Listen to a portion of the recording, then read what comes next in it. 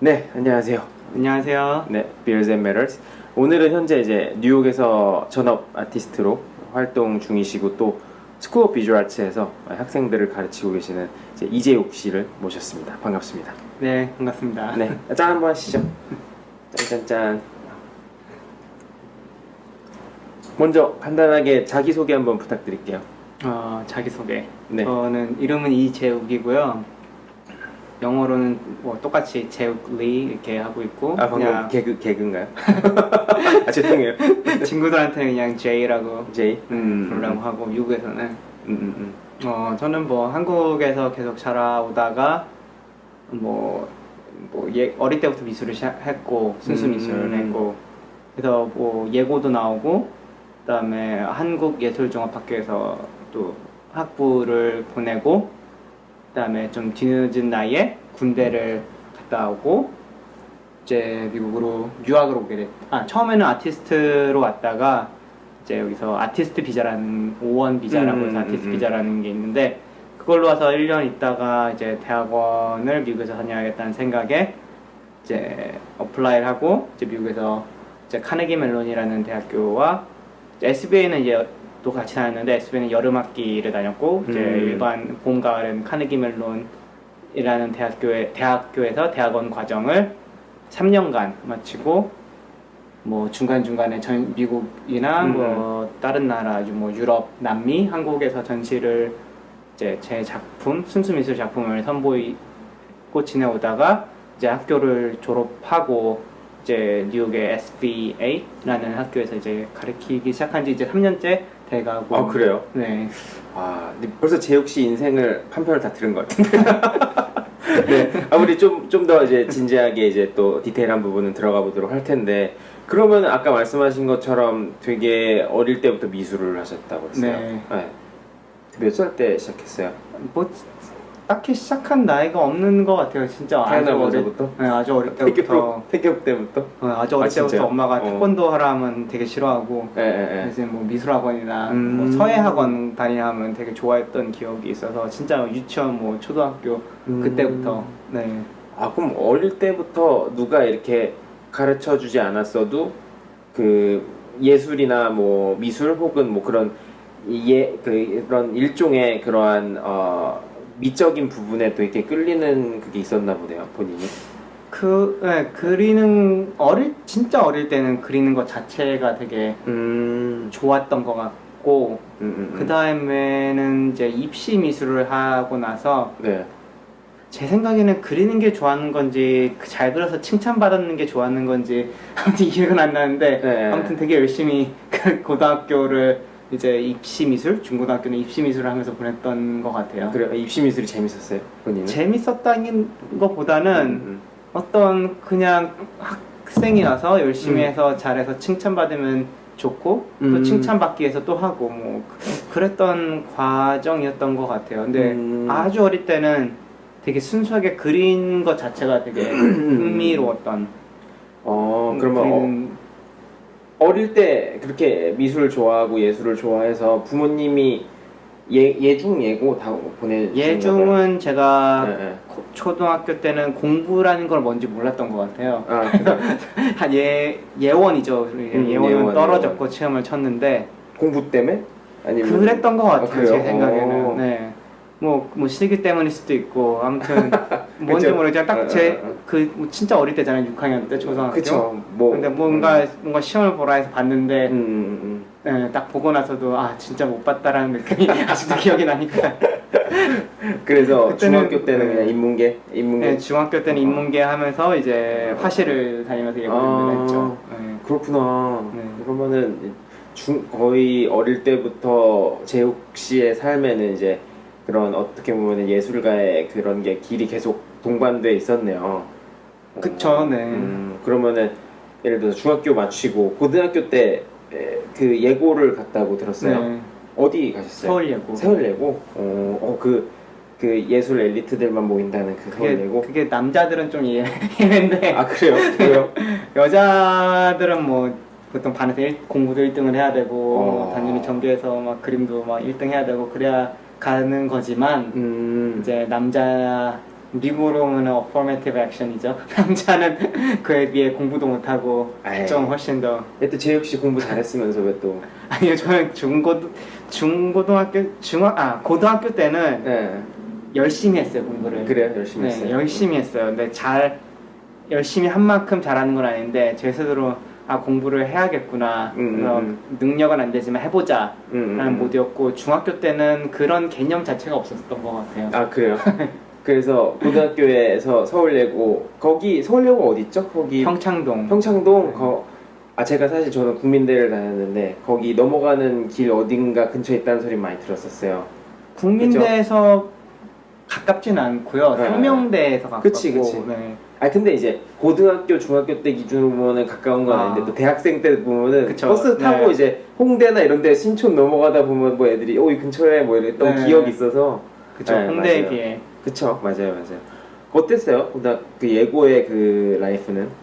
예고는 정말 신났던 것 같아요. 그래요? 네. 뭐 좋다 나쁘다 떠나서 그냥 되게 신나는 경험? 고등학교 때, 중학교 때만 해도 뭐 일반 중학교였고, 그래서 머리도 짧아야 되고, 그 당시만 해도 벌써 뭐 오래전 일이니까, 뭐라 그러죠? 이제 학생주임 선생님이 뭐 학생 머리 뭐 길다고 잡고 뺨 때리고 그런 거는 당연하게 여겨지던 뭐 그런 게 사회적 이슈가 안 되던 시기. 안 맞아본 사람이 이상한 때 아닌가요? 그쵸, 네. 저는 너무 많이 맞아서. 체육 선생님한테 몽둥이 뭐 한 달에 한 번씩은 다 같이 모여서 몽둥이로 엉덩이 맞고 그런 게 딱 지금 같으면 되게 좀 이렇게 충격적일 수도 있지만 당시에는 다양한 시기에서 서울예고 가니까 한 반에 남자가 8명에 여자가 45명이고 게다가 이제 제일 심한 벌이 한 엎드려 뻗쳐 한 30초? 에이 진짜로? 네 진짜로 진짜 신났겠다. 말만 들어도 신난다. 머리도 자유롭게 길렀고 그래요? 네.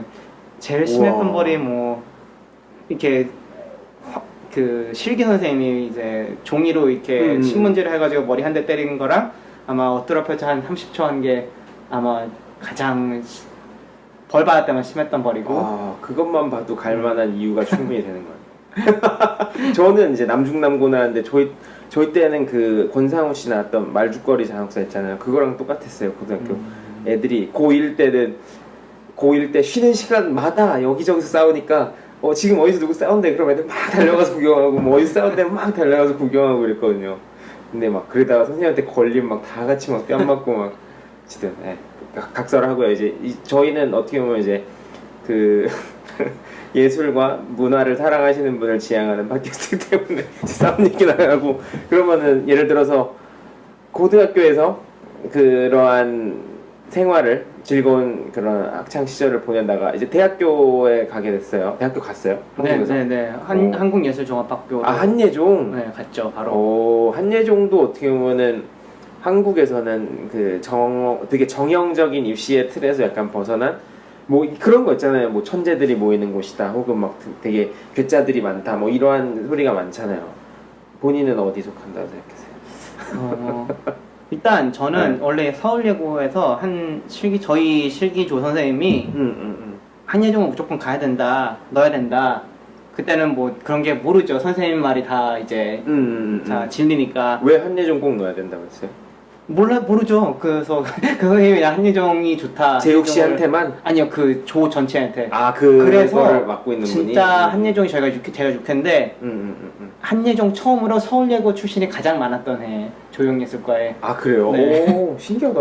그러니까 진짜 한 선생님의 영향력이 꽤 그쵸. 컸던 것 같아요. 네, 그래서 저희 조 대부분 한예종 쳤고 그다음에 그래서 한예종 갔어요 실제로. 과는 어디로요?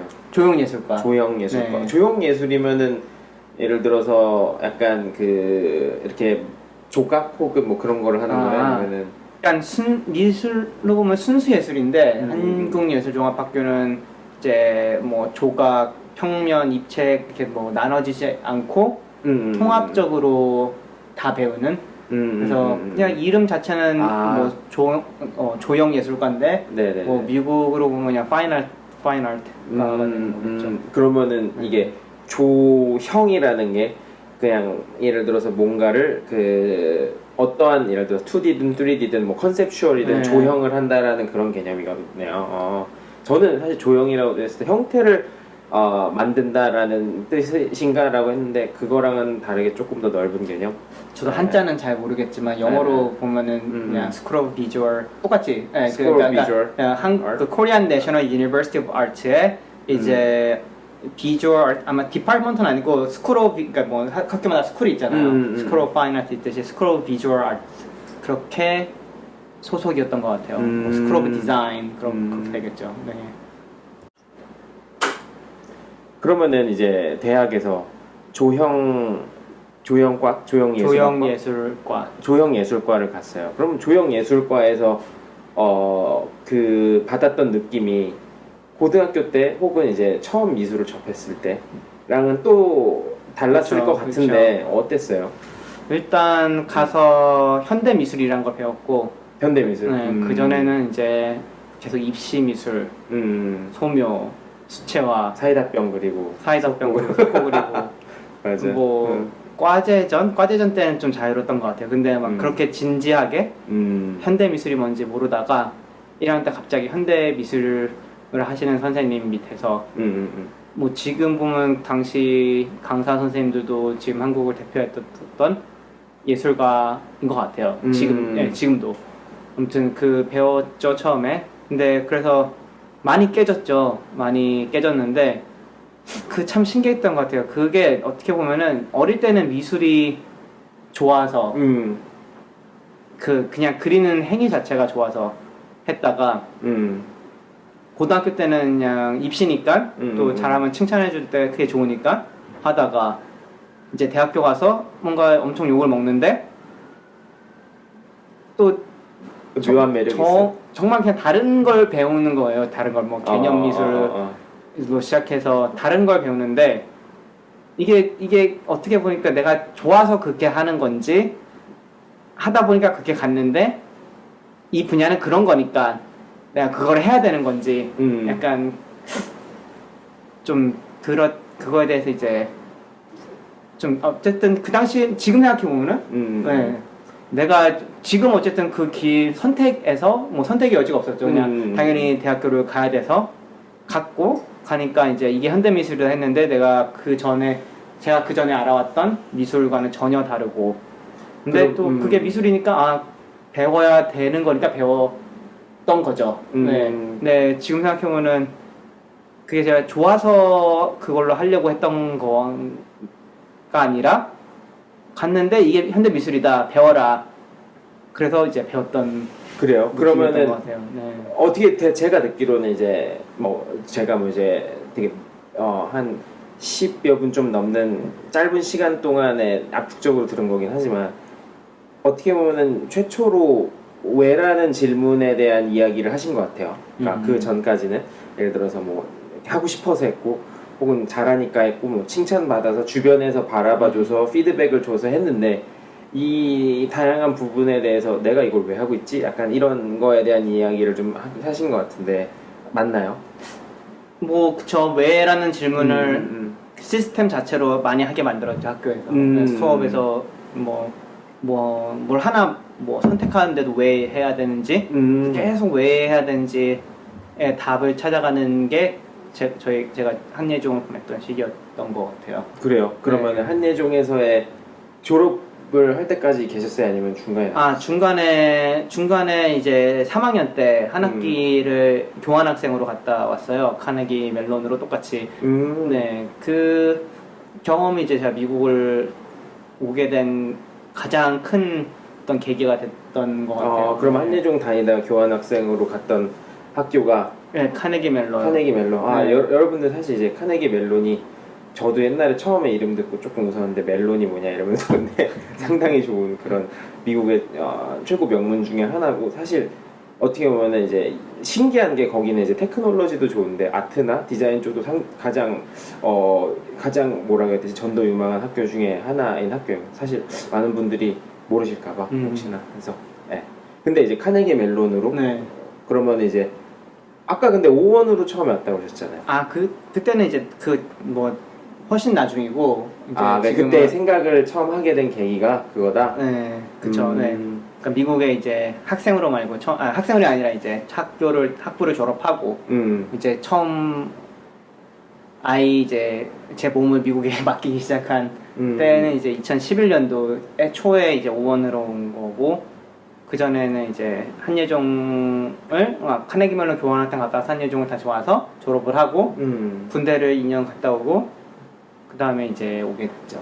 근데 왜 카네기 멜론에 바로 안 가시고 처음에 그냥 오원으로 딱 오신 이유가 뭐예요?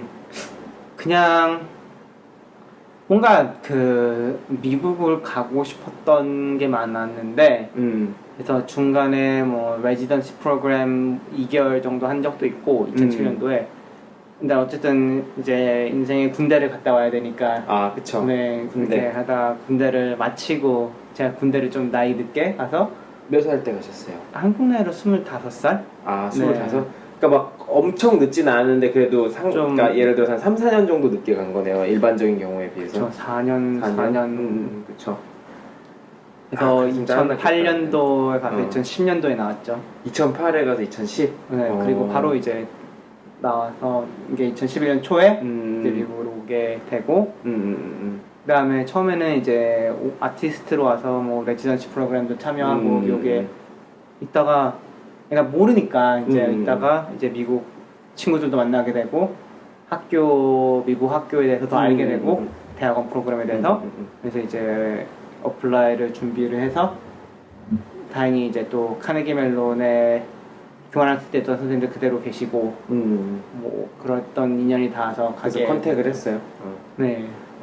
대학원으로? 네, 대학원으로. 근데 대학원 과정은 주로 몇 년이에요? 보통 미국은 2년인데 가끔 카네기 멜론이나 아마 몇몇 학교들은 3년 프로그램도 있어요. 3년 하셨어요? 저는 3년. 3년? 네, 풀로 3년. 네. 와, 3년이면은 빡세다. 저는 사실 이제 학교에 저는 이제 대학원을 안 나와서 이렇게 활동을 하다가 네. 대학원을 가는데 사실 대학원에 대한 고민을 안 해본 것도 아니거든요. 저도 사실 그 대학원에 대한 고민을 해본 적이 있었는데 1년짜리들 외에는 사실 2년 이상 되잖아요. 저는 못 가겠더라고요. 뭔가 그러니까 뭐 경제적인 거 플러스 뭐 환경적인 것도 뭐 다 알아서 처리해야 되는 그런 것도 뭐 분명히 있는 건데 그거 외에도 이 시간을 내가 건질 수 있을까? 그런 뭔가 되게 막연한 두려움 같은 거 있잖아요. 근데 3년이면 와 어땠어요? 그 보통 힘든 일이 아니었을 것 같은데. 힘들었다기보다는 그냥 3년은 좀 길다라는 느낌이 있었죠. 3년은 조금 2년은 좀 짧은 것 같고 2년 반이 딱 적당한 것 같은데 그래요. 좀 3년은 그냥 그런 느낌보다 왜 나는 아직 학생이지? 그게 좀 억울했던 것 같아요. 뭐 본인이 선택한 건데 뭐. 근데 그런 거 있어요. 그러니까 대한민국에서는 군대가 되게 무조건이잖아요. 근데 그게 사실 이제 2년 갔다 온다고 치면 지금은 좀 줄었나? 우리 때는 딱 스트레이트 2년이었는데 2년을 갔다 오고 나면은 뭐 앞뒤로 까먹는 시간이 또 있다 보니까 뭐 오버롤 2년 반에 3년이 지난단 말이죠. 그렇게 되면 예를 들어 3년이 지난다 쳐봐요. 와 그렇게 되면은 혹은 뭐 재수나 삼수를 했어. 저같이 전 삼수했거든요. 삼수하고 군대를 갔다 오면은 통합 한 5년이 되었다 쳐봐요. 그러면은 회사 딱 나가잖아. 그러면 회사에 나보다 한참 높은 애인데 나보다 한참 어린 애들도 있고 막 이런 거예요. 그게 어쨌든 조금 미국에서는 군대 갈 일이 없잖아요. 그래서 재수함수 아무도 안 하고 그러니까 그런 갭이 좀 있는 것 같더라고요. 어쨌든 그래서 이제 대학원 3년 대학원 다니면서 어땠어요? 느낌이 어땠어요? 대학원 학부 때는 되게 좋았었어요. 학부 때 교환학생으로 왔을 때 어렸었고 제 당시 기억으로 카네기 멜론은 되게 앞서 나가는 커리큘럼과 근데 10년 뒤에 왔는데 10년 뒤에 네 10한 6년 뒤에 왔죠. 6년 뒤에 그죠. 7년 뒤에 2004년도에서 2012년도 아니죠. 4년도에 가서 12년도니까 뭐 8년 뒤에 간 거죠. 8년 뒤에 네, 8년 뒤에 갔는데 그때는 좀 느낌이 달랐던 것 같아요. 근데 학교 다닐 때는 솔직히 힘들었고 다양한 이유로 힘들었는데 졸업하고 나서는 또 좋은 것 같아 라는 느낌이 있는 것 같아요. 뭐가 좋고 뭐가 싫었어요? 학교 다닐 때는 뭔가 학생으로서의 권리? 그러니까 카네기 멜론이 약간 좋으면서 나쁘다는 건 아닌데 약간 이제 일반 미국 대학원 이제 카네기 멜론이 약간 이제 장학금도 많이 주고 모든 학생의 80% 장학금을 주고 약간 이제 TA도 무조건 해야 되고 그래서 약간 그 교수와 학부생들 사이에 약간 도와주면서 약간 뭐 돈 조금 내고 여러 가지 혜택을 많이 받는 느낌이어서 뭔가 학생으로의 권리라기보다는 뭔가 교수님을 이제 시다바리 느낌은 아닌데 약간 그런 식으로 생각하는 몇몇 사람들도 있었던 것 같아요. 그러니까 교수를 시다바리가 아니라 뭐라 해야 될까요? 아무튼 뭔가 학생이 가지는 권리가 좀 다른 학교에 비해 다른 학교는 진짜 학비를 많이 내니까 일단 모든 선생님이 대학원생들을 위해 이제 서빙을 하는 형태고 카네기 멜론은 오히려 약간 중간 단계였던 그럼 저희도 이제 학부를 위해 서빙을 해야 되는 그 학생보다는 본인들이 약간 패컬티 느낌이 좀 있었다는 말을 하시는 것 같은데 그것도 아니고 그래요? 네. 그러면은 뭐 학생도 아니고 패컬티도 아니고 그 중간적인 거? 중간적이어서 어떤 학생으로의 권리에 대해서 막 교수님이랑 많이 싸웠던 것 같아요. 싸웠다고요? 네. 뭐라고? 다양한 이유들로 많이 싸웠어요. 그래 예를 네. 들어서 에피소드가 있었어요. 에피소드라면은 예를 들어 이제 뭐 2학년 말에 뭐 리뷰를 했어요. 저는 그래서 어떤 한 4명 정도 5명 교수님이 앞에서 발표를 해야 돼요. 1년 동안 했던 작품에 대해서. 근데 어떤 저와 전혀 다른 걸 하는 교수님, 뭐랄게 애니메이션에다가 뭐 모션 그런 거 좋아하는 교수님이 갑자기 되게 크리티사이즈를 해요. 근데 그게 작품에 대해서 분석을 해서 크리티사이즈하는 게 아니라 그러니까 뭐 열심히 안 했던 것 같고 그냥 좀 해요. 그래서 그래서 이제 근데 원래 저를 담당하는 교수님이 있어요. 근데 그 교수님보다 랭킹이 낮아요. 그래서 그 교수님도 저를 아니다 방어를 못 해주고 맞다고 하고 어쨌든 그렇게 했는데 기분이 되게 안 좋았는데 뭐 리뷰를 써주는데 그래서 너는 그 교수님이 하는 거 배워야 된다 라고 코멘트를 달아준 거예요. 그래서 제가 너무 화가 나서 엄청 싸웠죠. 나는 이거를 하고 생각이 전혀 없고 만약에 내가 뭐 좀 모자랐다 그러면은 모자른 거를 해서 다른 걸 채워보지 그거를 방향 유도를 이제 단지 그 상황에서 뭐 약간 이제 좀 이제 오래 계신 교수님이 나이 든 교수님이 자기가 하는 거와 다른 이유로 약간 그런 거에 대해서 되게 나는 여기서 이제 물론 이제 다양한 뭐 정치적 상황과 어떤 상황들이 있겠지만 그치. 네, 나는 학생이고 맞아요. 내가 원하는 걸 배우고 그게 우선인데 그 상황에서 이제 좀 오래 계신 교수님의 어떤 권위를 어떤 걸 더 저보다는 제 학생의 권위보다 더 이제 분위기 자체가 이제 좀 더 서포트했던 느낌이 있었던. 제가 듣기로도 이제 교수님들 사이에 꽤나 그러한 정치적인 상황이 조성될 때가 꽤 있다고 들었어요. 근데 예를 들어서 그런 상황에서 교수님이 난 다르게 생각한다고 디펜딩을 해주면 그 양반들이 또 그분들은 이제 또 평생 직장이다 보니까 네. 또 그런 거에 또 리스키하기 싫은 것도 있을 거라는 그쵸. 거는 그런 상황이 있다는 건 들었어요. 근데 네. 그랬을 때 이제 재욱 씨가 그거에 대해서 이의를 제기를 했잖아요. 예를 들어서 뭐 내가 생각하는 방향과 뭐 여러분들의 생각이 다른데 나는 이 방향을 택하겠다라고 했을 때 거기까지 온 것만 해도 한국이랑은 되게 다른 부분이잖아요. 어떻게 보면. 근데 그 다음에 결과는 어떻게 됐어요? 예를 들어서. 그래서 싸워서 그 다음엔 뭐 어떻게든 열심히 했어요. 그 교수님과 다르게 다시 이제 또 리뷰를 하래요. 그러니까 방학을 지나고 방학 동안 어떻게 하는지 보고 방학 동안 그래서 뭐 엄청 많이 했죠. 그래서 그 할 말 없게 그 다음 리뷰할 때 할 말 없게 해서 그냥 그 교수님도 제가 되게 뭐 이게 그 뭐랄까 이를 악물고 했는데 마음은 안 찌지만 할 말은 없어가지고 그래 잘했다 뭐 그렇게 넘어갔던. 그래요? 그게 뭐 파이널 리뷰였어요? 아니면은 뭐 이제 3학년 되기 전에 파이널 3학년 리뷰였죠. 되기 전에? 그러면 매 학년마다 그런 리뷰들을 거치나 봐요? 네, 그쵸. 그 만약에 갑자기 궁금한 게 만약에 거기서 또 한 번 너 작업 내가 볼 때 아직도 아닌 것 같아. 그럼 어떻게 됐을 것 같아요? 아니 그냥 개인적으로 궁금해서. 아마 모르겠어요. 뭐 이렇게 확 마음을 해서 뭐 트랜스퍼를 하던가. 근데 그 당시는 근데 지금 생각하면 뭐 아무튼 잘 곁에서 졸업한 거 결과적으로 좋은데. 그쵸. 네. 근데 이제 본인의 그런 디렉션을 아마 제 욕심에 놓치지 않았을 것 같다. 네. 오케이. 사실 아티스트들은 상당히 자기 고집이 센 분들이 많잖아요. 사실. 네. 근데 그거 없이는 또. 근데 외국인이어서 전 좀 더 그랬던 것 같아요. 그래요. 네, 저는 모르겠는데 그냥 그게 카네기 멜론 문제가 아니라 미국 전체가 의도치 않게 이제 백인들을 좋아해요. 의도치 않게라니. 네, 그러니까 무의식적으로 좋아를 해요. 무의식 중에 의식 네. 중에 다 좋아하죠. 뭐. 네, 좋아를 해요. 그래서 그때는 그게 그런 건지 몰랐어요.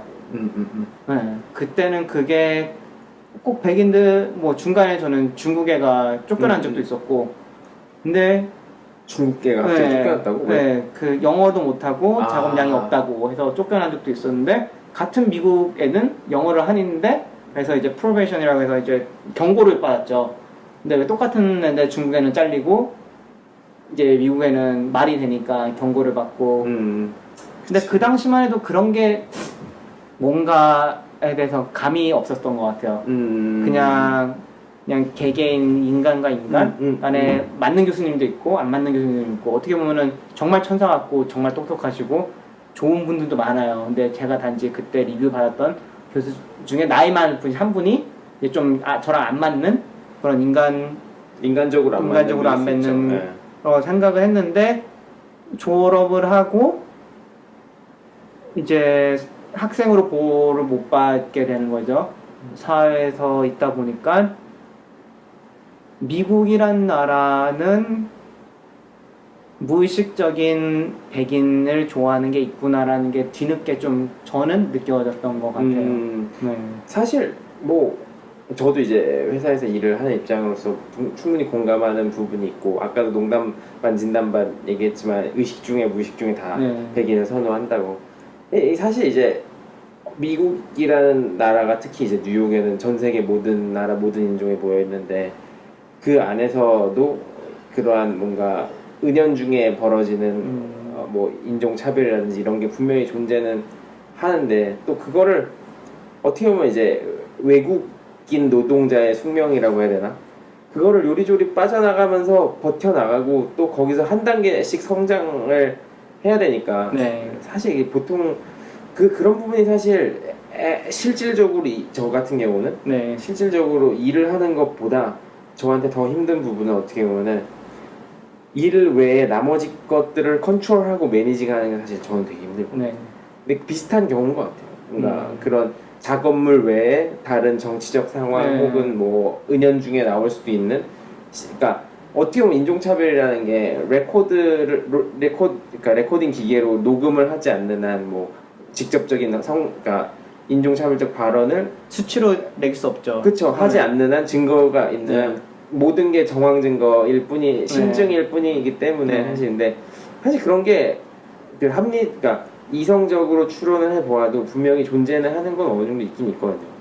뭐 그런 거를 학교에서도 겪으실 수 있다는 게 사실 조금 안타까운 부분이기도 한데 거기서 또 잘 버티셨다고 하니까.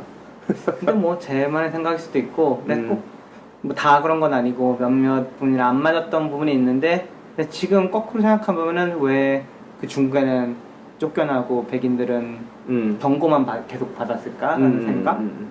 그리고 몇 개 더 있어요. 꼭 뭐 이제 뭐 이유는 없지만 그때 제가 뭐 아프리카에서 오는 친구가 한 명 있었고 저희가 카네기 멜론 1년에 6명 뽑는데 한 명은 브라질에서 온 친구 미국인 2명. 이제 한 명은 경고 원래 3학년이었는 저희보다 이제 1학년 위였는데 경고를 한 3-4번 받고 저희 학년으로 내려온 얼마나 한 명, 그러니까 6명. 못하거나 안 했길래 그렇게 학년까지 내려오나? 뭐 약간 이제 심리적인 그런 게 있었던 것 같아요. 근데 결국은 뭔가 항상 기분 좋게 근데 문화적 코드가 맞을 수도 있고 그래서 무리 없이 기분 좋게 잘 졸업한 애들은 미국 백인 2명이고 걔네가 꼭 학교를 레프리젠테이션 해서 뭐 어디 발표를 하고 이제 또 결국은 걔네도 되게 잘 됐어요. 저는 행복한데 잘 돼서 행복한데 뭐 그랬던 경험이 있었던 것 같아요. 아니 근데 뭐 네. 그거는 무슨 말씀인지 알 것 같아요. 그리고 그런 부분을 계속 맞서 싸워 나가야 되는 게 어떻게 보면 아까도 말했듯이 그렇죠. 어떻게 보면 우리가 짊어진 숙명 중에 네. 하나다 보니까 뭐 지금도 예, 그러고 있고. 일단 짠 한번 하시죠. 예. 그래도 뉴욕은 그런 게 좀 그냥 적은 저희 이제 또 다 그런 게 아니니까 되게 의식이 깨어 있는 분이 있어요. 그런 분 중에 하나가 저를 하이어한 SBA 체어인데 SBA 파인아트로 오시면은 아시겠지만 외국 출신의 강사 뭐 스태프가 되게 많아요. 그럼요. 네. 근데 그거는 진짜 그 교수님 마인드가, 그러니까 학교의 학장님 마인드 때문에 그렇게 된 거지. 이제 원래는 사실 되게 받아들이기 어떻게 보면은 그러니까 되게 특별한 케이스인 것 같아요. 네. 근데 일반 다른 학교만 가봐도 대부분 뭐 한 10명 교수님 중에 흑인 1명? 뭐 에이지안은 거의 찾기 힘들지만 뭐 진짜 학교 전체에 1명, 2명? 보통 그게 일반적인데 그래도 SBA 지금 제가 가르치는 데는 이제 에이지안 교수님뿐만 아니라 다양한 이제 외국 출신들이 많이 있는 게 특징이라고 생각을 해요.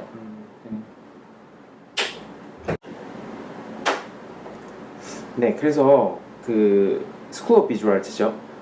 스쿨 오브 비주얼 아트는 이제 SBA는 이제 뉴욕이라는 특수성이 있어서 그 모든 인종과 모든 뭐 문화적인 백그라운드를 다 수용할 수밖에 없는 지리적인 뭐 특성도 있는데 또한 그것을 이제 운영을 하시는 분들이 그 사람의 인종이 그 사람의 국가가 그 사람이 가지고 있는 이제 탤런트를 제대로 보는데 이제 가림막으로 그것을 사용하시지 않기 때문에 또 그런 좋은 부분이 있지 않나 이런 생각이 또 들고 그런 면에서 봤을 때 이제 재욱 씨가 학생으로서 스쿨 오브 비주얼에 오셨었잖아요. 네네. 그리고 지금 또 네. 그 패컬티로서 가르치고 계시는데 네. 그 느낌이 되게 다를 것 같아요. 학생으로서 잠깐 왔을 때랑 네, 또 맞아요. 이제 가르치는 입장이 돼서 또 학교로 돌아왔다는 그 두 가지 차이점이 있을 것 같은데 그거에 대해서도 좀 설명을 좀 저는 주세요. 학교를 다닐 때 방학 때는 SB에서 대학원을 또 다녔는데 그래서 좀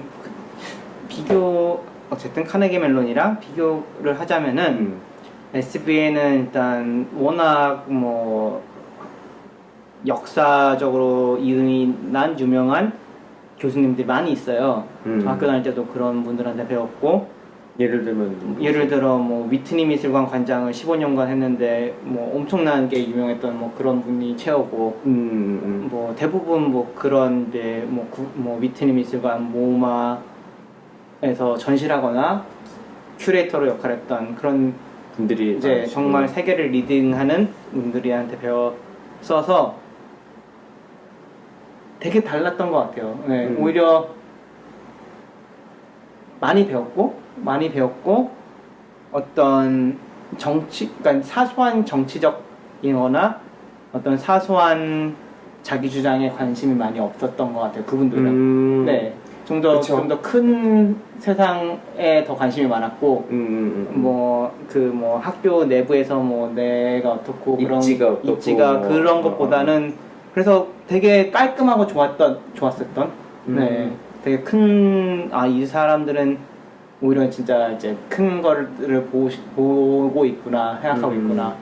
네. 어떻게 보면은 그냥 그 학교라는 굴레 안에서 학생들을 어떻게 보면 좀 도와주려고 온 거지 여기가 그냥 뭐 평생 직장에서 이다 해서 오신 분들은 또 아닐 수도 네. 있으니까 대부분이 그쵸. 풀타임 대부분. 잡도 아니잖아요. 네, 그쵸. 네.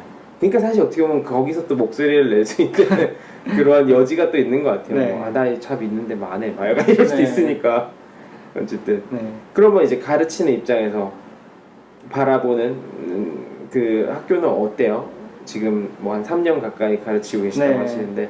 뭐 저는 다 좋은 것 같아요. 좀 아쉽다면은 이제 오히려 역으로 이제 교수님 입장에서만 카네기 멜론 같은 학교가 좋죠. 그래요? 네. 이제 뉴욕의 힘든 이제 음. 비싼 집값과 뭐 그런 걸 다 생각했을 때 물론 이제 이미 훌륭하신 분들은 한 번씩 나와서 해주는 게 즐겁지만 아직 저는 그런 레벨이 아니 이미 역사가 되신 분 같이 똑같지 않기 때문에 그런 면에서는 이제 좀 더 큰 학교에서 이제 뭐 예를 들어 유니버시티 같은 큰 학교에서 좀 학교 시스템에 이제 서포트를 많이 받는 것과는 좀 다른 느낌이 있죠. 그런 거 빼고는 되게 그냥 좋은 것 같아요. 그래요. 네. 학생들은 어때요? 학생들이 외국인이 많아요. 미국 그 출신들보다? 미국 출신들보다 외국인이 많아요. 그게 장점이라면 되게 장점인 것 같아요. 네. 그러면은 예를 들어서 비슷한 상황을 가정을 해봅시다. 재욱 씨 수업에 어떤 미국 애가 있고 예를 들어서 뭐 중국 친구가 있다고 쳐봐요. 둘 다 진짜 말 안 들어요. 네. 말 안 듣고 과제도 안 해와요. 네. 그럴 상황이 닥쳤어요. 그럼 재욱 씨는 어떻게 할 것 같아요? 일단 저는 네. 그런 학생들이 있죠. 네. 근데 학생들 말을 들어요. 그러니까 걔 학생들이 진짜 하기 싫어서 오는 학생들이 없는 것 같아요. 아, 예를 그래요? 들어 하기 싫다가 아니라 뭔가 문제가 있거나 많이 안 오면은 물어봐요. 왜 그랬는지 아니면 그럼 무슨 말을 해요. 뭐 자기는 뭐 머리가 그렇게 안 돌아간다. 근데 그런 걸 어떤 분들은 이제 꾀병 부린다 할 수 있는데 저는 그게 아니라 진짜 얘가 진실을 말하고 있구나라고 받아들이고 그래요? 그 안에서 최대한 걔한테 맞는 해결책을 찾아가려고 얘기를 해서 하면은 또 잘 돼요 결국은. 오. 그래서 제가 생각하는 거는 이렇게 진짜 그냥 하기 싫어서 오는 학생이 없는 것 같아요. 다 만약에 못 따라가거나 뭔가 문제가 있으면은 얘기를 해보면은 진짜 자기가 생각하고 있는 진실적인 얘기를 해요. 근데 그거를 이제 그 상황에서 교수님이 따르게 받아들인다거나 뭐 자신만의 생각으로 얘는 그냥 열심히 안 하는 학생 쉽게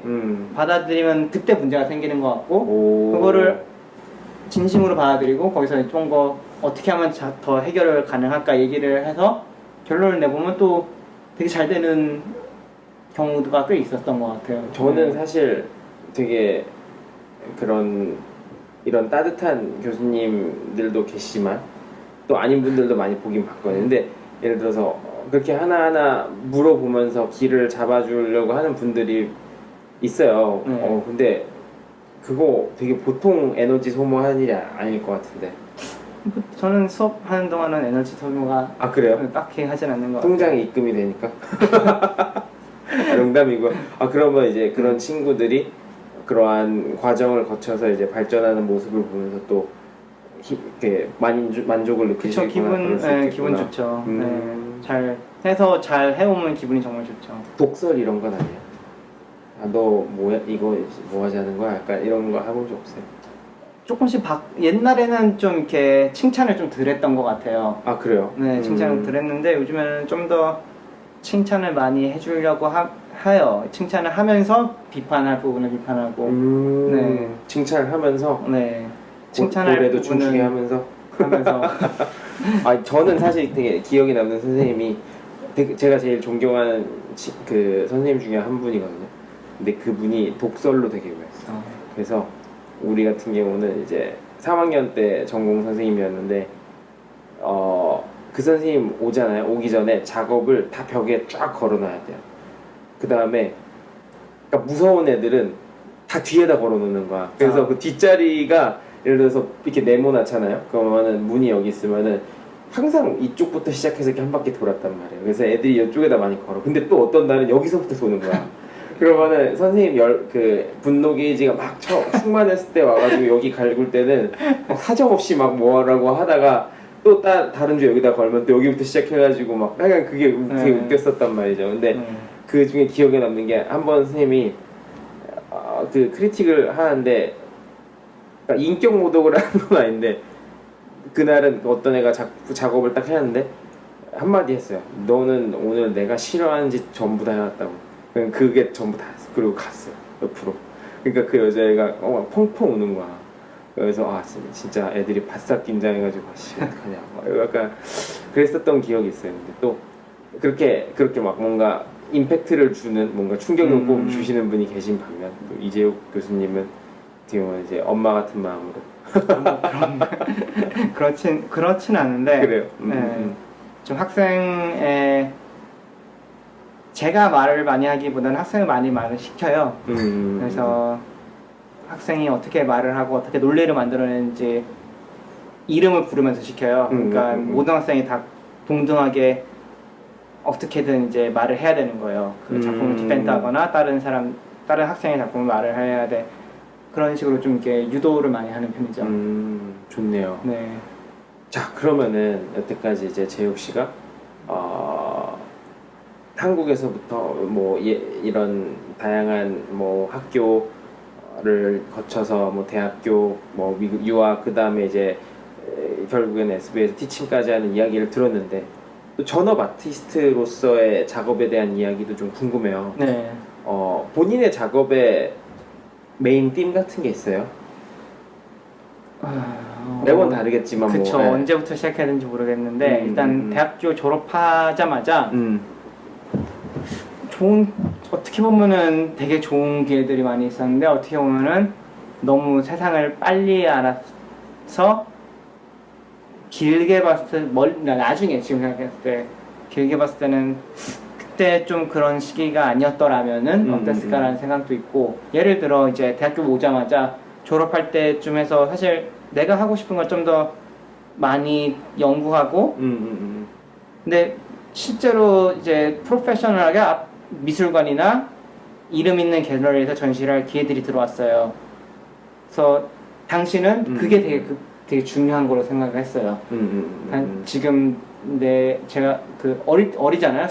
대학교 졸업해가지고 23, 4살. 그러니까 좀 더 세상을 알고 그런 거에 시간을 많이 투자했으면 어땠을까라는 생각이 있는데 그 당시는 이제 어쨌든 빨리 프로페셔널이 된다는 게 되게 중요했던 것 같고 그래서 그런 세상이 어떻게 돌아가는지를 빨리 익혔던 것 같아요. 그때는 이제 뭐 도시 가지고 사진 가지고 작업을 많이 했는데 뭐 창문에 뭐 건물을 붙여서 다시 찍는다든지 그래도 꽤 당시는 여러 가지 한국도 빠르게 변했던 시기고 뭐 젊은 아티스트를 막 좋아하는 시기고 그래서 어떤 뭘 깊이 있게 뭘 하기보다는 그 빨리 흘러가는데 놓치지 않기에 되게 노력을 했어서 그래서 어느 정도 당시만 해도 되게 좋은 갤러리 그래서 뭐 개인전도 하고 했는데 졸업할 때와 학교를 다닐 때와 학교 다니면서 공부를 할 때와 졸업하고 이제 사회생활을 이제 미술계 안에서 사회생활을 쫓아갈 때 한 3, 4년? 저는 카투사를 갔는데 군대 안에 있으면서 주말마다 나오면서 전시도 하고 했어요. 근데 그렇게 한 5년을 한국 미술계에서 보내다 보니까 너무 제가 어렸을 때부터 좋아했던 미술과는 다른 미술을 하고 있는 거예요. 예를 들어 어느 순간 뭐 갤러리스트와 컬렉터와 무슨 컬렉터인데 뭐 은행 지점장과 만나서 뭐 식사를 하면서 뭐 마무리가 어떻게 되느니 예쁘니 가격이 얼마냐 그런 게 생활의 주가 되는 상황이 온 거예요. 근데 제가 좋아했던 순수한 미술과는 전혀 다른 어떤 식의 그리고 어느 순간 저는 그거에 너무 그러니까 그런 물 안에 빠져 있었고 그게 저의 작업에도 영향을 많이 미쳤던 것 같아요. 그러면 어떻게 보면 이제 학교를 다니고 또 졸업을 하면서부터 바로 시작된 일종의 그쵸. 그런 전업 아티스트로서의 삶은 네. 제가 듣기로는 일종의 그러한 본인의 그러한 가지고 있던 그런 자양분을 계속 소모적으로 배출해야 했던 약간 네. 그런 패턴의 반복이었던 그쵸. 것 같은데 네. 그러면은 내공을 쌓기보다는 그쵸. 이제 재주를 부려서 계속 그 트렌드 안에서 그리고 경제 안에서 그럼요. 돌아가려고 했던 모양새였죠. 왜냐면은 그거 그러니까 예술과 그 예술계는 또 다른 이야기니까요. 왜냐면 그 안에 세계는 네. 제가 듣기로는 상당히 이제 자본의 논리로 많이 돌아갈 수밖에 없고 그렇게 돌아간다고 네. 사실 그러니까 실질적인 뭐 이야기로 두고 보자면은 네. 그 자본의 힘이 상당히 셀 수밖에 없다고 저도 들었어요. 왜냐면은 네네. 실 구매자와 네. 그 작품을 파는 예술가를 맺어주는 화랑과 그 네. 관계에서 피어나는 그 체인 안에 속해야만 또 작품을 네. 팔 수가 있고 네. 그쵸? 예. 그게 상당히 따라가기도 벅차고 힘들었을 것 같아요. 네. 그랬다가 아무튼 여러 가지 실망도 많이 하고 그래서 미국을 온 계기도 있었고 그래요. 네. 그래서 한국에서 그걸 다 접고 미국에 왔죠. 그래서 또 대학원을 가기 시작했고 정말 학교 다닐 때는 공부를 많이 했던 것 같아요. 진짜 진지하게 많이 배우고 다행히 좋은 교수님들을 많이 만나서 많이 배우고 그래서 작업이 많이 변했어요. 그 전에는 뭐 도시와 관련된 이미지와 사진 이미지 좀 이미지적으로 장한 것들을 많이 만들어서 갤러리에서 전시하고 근데 한 3년간 거의 안 했죠. 안 하다가 제 작업을 계속 했어요.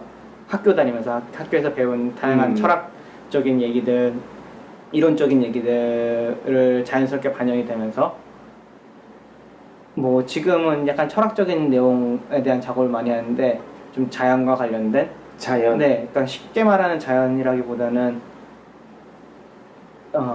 언어가 이렇게 말하면 어떻게 들릴지 모르겠지만 인간의 언어가 실패했을 때 나타나는 어떤 자연의 모습들 언어? 네. 언어라는 게 예를 들어 여기에 네. 꽃이 있으면은 우리가 이걸 꽃이라 부르잖아요. 그럼 꽃에 대한 상징들이 있고 우리가 그거를 이 꽃이라는 오브제로 소통하는 인간이 소통하는 방식이잖아요. 근데 이게 꽃이라는 단어와 그거가 상징하는 어떤 단어들이 사라졌을 때 얘는 뭔지 저는 이게 되게 깊고 되게 깊다고 생각을 해요.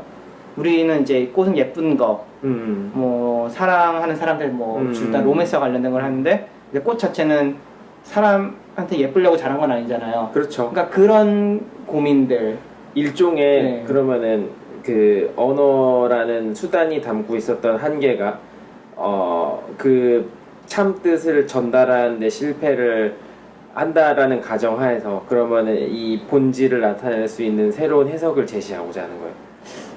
오히려 약간 비슷하면서 다른데 의미를 만드는 건 인간이 언어적 활동을 통해서 하는 거고 그 언어로 표현할 수 없는 너무 넓은 게 있다는 거예요.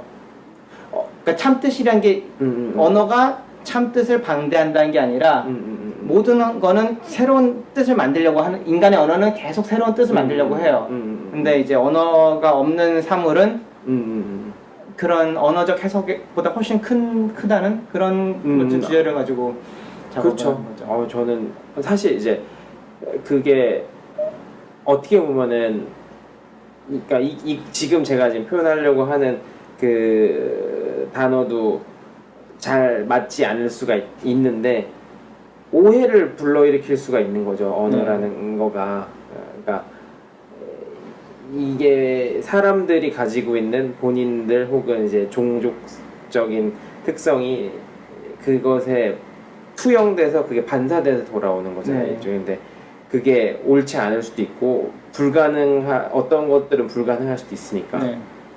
그러면 그것의 해석의 방법이 재욱 씨는 해석이 아니라 이게 접근 방법이 본인만의 주로 어떤 방식으로 그걸 제시를 해줘요? 제시는 이제 뭐 우리가 흔히 말하는 융합이라고 하는데 뭐 좋은 단어인지는 모르겠지만 다 해요. 비디오 설치, 심지어 그림, 조각, 글도 쓰고요. 전시도 만들고 그거를 말로써도 표현할 수가 있고 이런 식의 어떤 뭐 세미나라든지 그러니까 어떤 매체에 제한을 두지 않고 다양한 방식을 통해 이런 담론들을 제시하는 거예요. 그러니까 오브제를 만들어서 그거를 담론 제시할 수도 있고, 그림으로 제시할 수도 있고, 퍼포먼스로 제시할 수 있고, 그러니까 어떤 특정하게 제한하지 않고 계속 여러 가지를 다 합쳐가면서 만들어면서 제시를 하고 있어요. 좋네요. 그러면 어떻게 보면은 또 그 안에서 새로운 그런 그 유니버스적인 접근이 될 수도 있겠네요, 뭔가.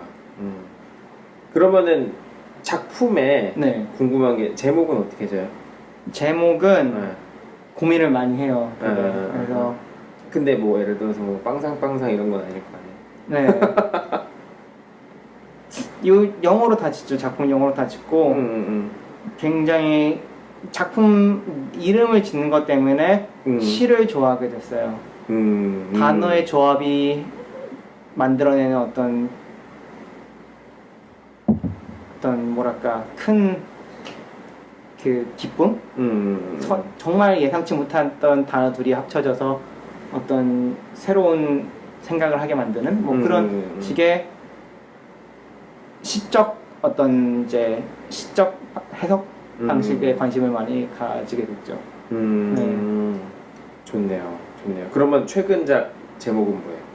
가장 최근작은 제가 지은 건 아니고 이미 유명했던 음악가의 이름을 빌려왔어요. 이름? 네, 이제 이름이 Treatise on Rhythm, Color and Birdsong.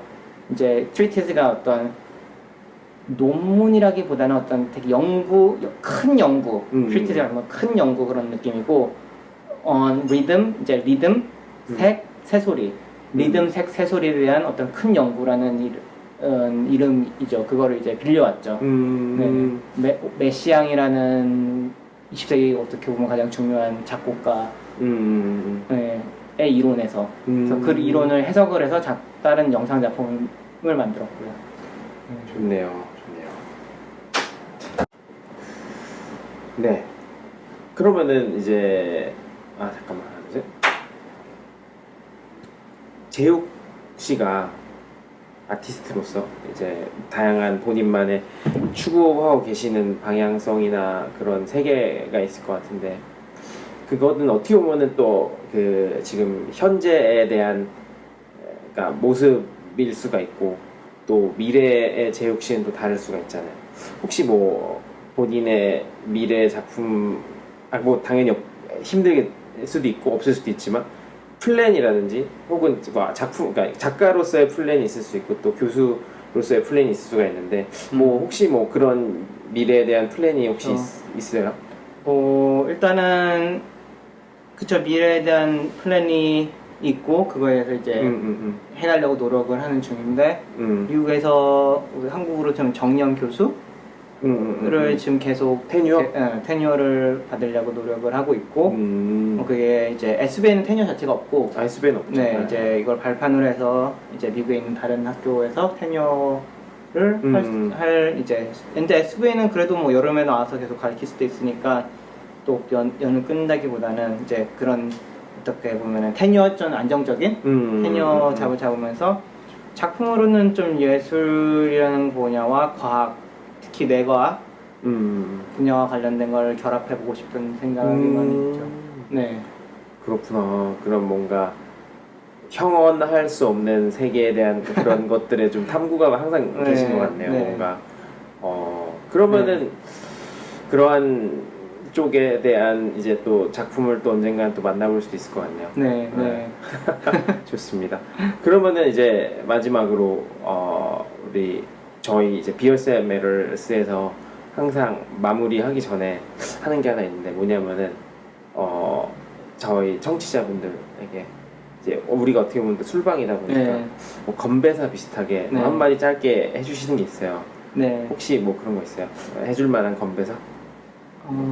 예를 들어 뭐 제가 이걸 듣는 청중들이 어떤 분일까 생각을 해봤을 때 만약에 미술이나 미술적으로 관심 있는 학생 아니면 현재 학생일 수도 있잖아요. 그럴 수 있죠. 네, 했을 때 하고 싶은 얘기는 어떤 현실적인 거에 너무 급하게 하지 말고